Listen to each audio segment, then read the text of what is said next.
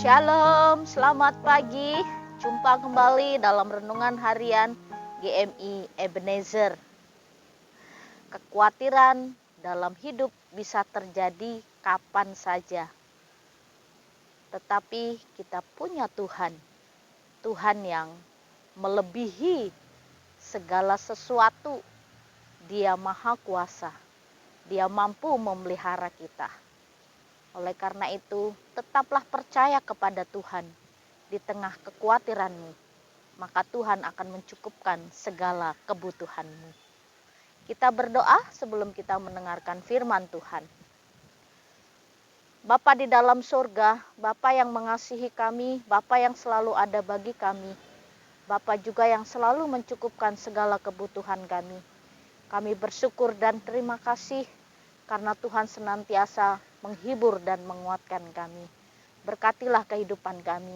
Berkati juga firman-Mu yang akan kami dengar pada pagi hari ini. Di dalam dan demi Yesus Kristus kami berdoa dan mengucap syukur. Amin. Pagi ini kita akan bersama-sama merenungkan satu tema firman Tuhan. Mujizat Tuhan dalam berbagi. Bapak, Ibu, serta saudara-saudari, berbagi, memperhatikan orang lain, saling menolong, saling membantu, itu adalah hal-hal yang harus kita lakukan. Karena siapapun dan agama apapun mengajarkan tentang hal kebenaran.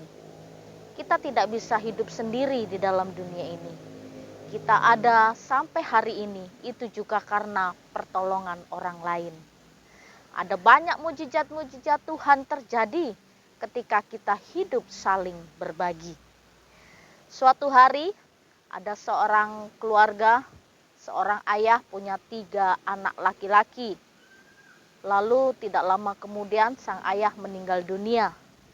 Dan kebiasaan di daerah itu kalau sang ayah meninggal dunia, dia sudah meninggalkan wasiat, warisan kepada anak-anaknya. Lalu dia memiliki 19 ekor kerbau.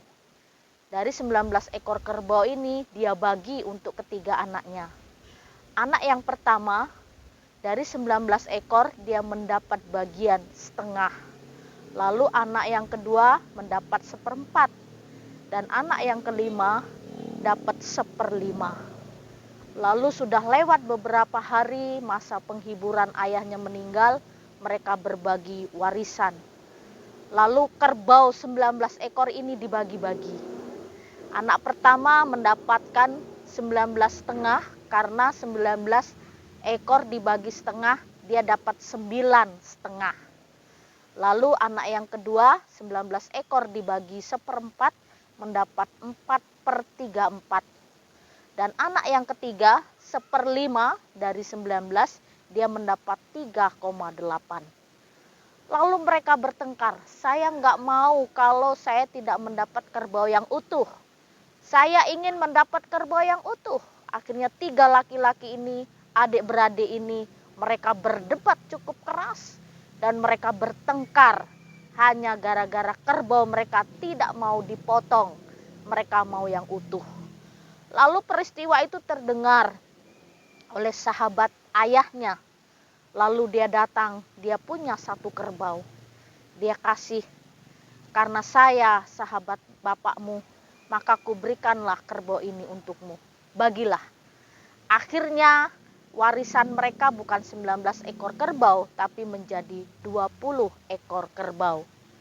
20 ekor kerbau yang setengah, anak pertama warisannya setengah, dia mendapat 10 ekor. Lalu anak yang kedua 1/4, jadi 5 ekor. Dan anak yang ketiga mendapat 1/5, 4 ekor. Lalu dijumlahkan menjadi 19 ekor. Mereka tidak lagi berantem. Lalu sahabat ayahnya katakan, saya akan pulang membawa 1 ekor. Bapak, Ibu, serta saudara-saudari, berbagi. Seringkali orang berpikir kalau kita memberi, berbagi kepada orang lain, menghabiskan apa yang menjadi milik kita. Lalu apa yang kita miliki juga menjadi berkurang. Betul secara matematika kita. Tapi berbagi sebenarnya bukan mengurangi apa yang menjadi milik kita. tapi kita akan tetap menerima apa yang menjadi bagian kita. Ini indahnya berbagi. Berbagi dengan sesama. Tuhan tidak membiarkan apa yang kita bagi itu menjadi habis. Karena tidak ada orang yang suka berbagi, hidupnya menjadi jatuh miskin atau jadi orang kere. Justru orang yang sering berbagi, hartanya semakin berlimpah. Dan apa yang dia miliki itu semakin banyak. Ini hebatnya berbagi. Firman Tuhan pagi ini mengingatkan kita dari Yohanes 6 ayat 9 sampai 10. Demikian bunyi firman Tuhan. Di sini ada seorang anak yang mempunyai 5 roti jelai dan 2 ikan. Tetapi apakah artinya itu untuk orang sebanyak ini? Kata Yesus, suruhlah orang-orang itu duduk. Adapun di tempat itu banyak rumput. Maka duduklah orang-orang itu, kira-kira 5.000 laki-laki banyaknya. Ini peristiwa ketika Tuhan Yesus harus memberi makan 5.000 orang. Nah, Bapak Ibu serta saudara-saudari, ketika Tuhan Yesus punya ide harus memberi mereka makan, murid-murid katakan, bagaimana bisa kita memberi mereka makan sebanyak ini? Dari mana kita bisa mendapat roti? Lalu salah satu murid Tuhan Yesus yang bernama Andreas, Tuhan, di sini ada seorang anak. Dia punya 5 roti dan 2 ikan. Dia persembahkan untuk kita. Tuhan Yesus berdoa, mendoakan 5 roti dan 2 ikan. Mujizat terjadi. Mereka sudah makan semua, lalu Tuhan Yesus bilang ke murid-muridnya, kumpulkan sisa-sisa makanannya. Ada 12 bakul. Bapak, Ibu, serta saudara-saudari, inilah prinsip memberi, mujizat Tuhan dalam berbagi. Berbagi bukan berarti menjadi kurang, tapi seringkali ketika kita menolong orang lain, bantuan yang kecil yang bisa kita beri kepada orang lain, mungkin itu adalah jawaban doa selama ini. Mungkin sesuatu hal yang bagi kita tidak penting, tapi bagi orang lain itu penting. Inilah indahnya hidup berbagi. Berbagi, saling menolong, saling menopang. Dan ini mujizat Tuhan terjadi ketika kita menolong orang lain. Di tengah kesulitan kita, di tengah kesesakan, kebutuhan yang kadangkala kita tidak bisa berkata apa-apa, tapi Tuhan tahu.